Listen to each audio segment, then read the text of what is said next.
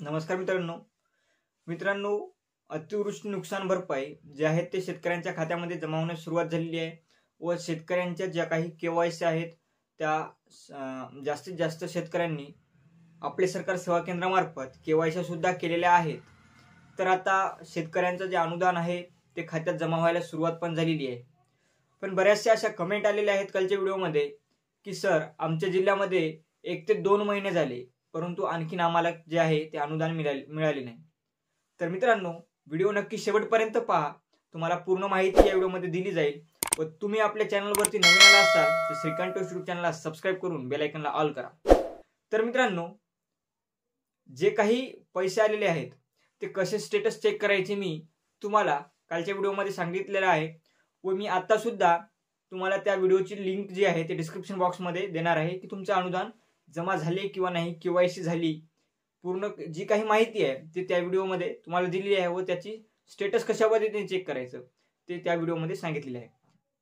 मित्रांनो, मला कमेंट आलेले जिल्हे म्हणजेच बुलढाणा, लातूर, उस्मानाबाद, यवतमाळ, हिंगोली, परभणी, लातूर व बरेचसे जिल्हे आहेत ज्या जिल्ह्यामधून कमेंट आलेले आहेत की सर केवायसी करून बरेचसे दिवस झाले आहेत।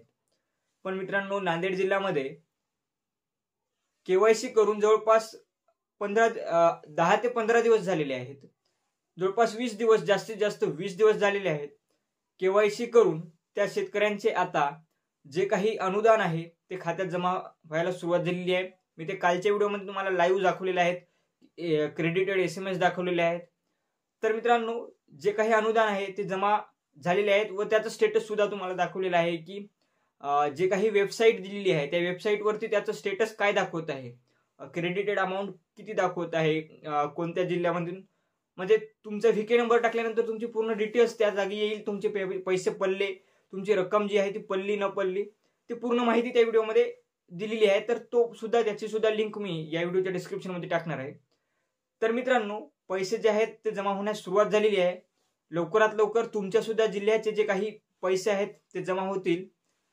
आणि मित्रांनो, ज्या शेतकऱ्यांनी केवायसी आणखीन केली नाही त्यांनी लवकरात लवकर केवायसी करून घ्यावी। केवायसी केल्याशिवाय तुमच्या खात्यामध्ये पैसे जे आहेत, अनुदान जे आहे ते जमा होणार नाही। व त्याचबरोबर ज्या शेतकऱ्यांचे आधार लिंक खाते आहेत, म्हणजे DBT लिंक ज्या खात्याला नसेल त्यांनी कुठलेही एक post payment bank, Airtel payment bank अशा प्रकारच्या बँकेचे अकाउंट काढून घ्या, जेणेकरून तुमचे DBT लिंक होऊन त्या बँकमध्ये तुमचे पैसे जमा होतील। तर मित्रांनो, अशाच माहितीसाठी आपल्या श्रीकांत यूट्यूब चॅनलला सबस्क्राइब करा व तुम्ही कोणत्या जिल्ह्यामधून व्हिडिओ पाहता ते नक्की कमेंट करा। धन्यवाद।